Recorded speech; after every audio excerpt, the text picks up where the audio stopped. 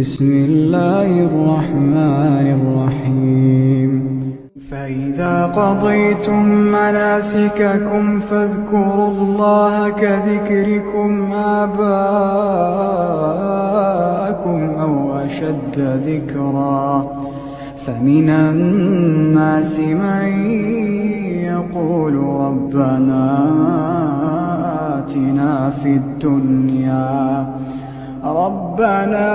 آتنا في الدنيا وما له في الآخرة من خلاق.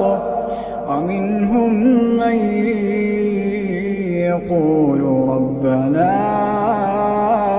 آتنا في الدنيا حسنة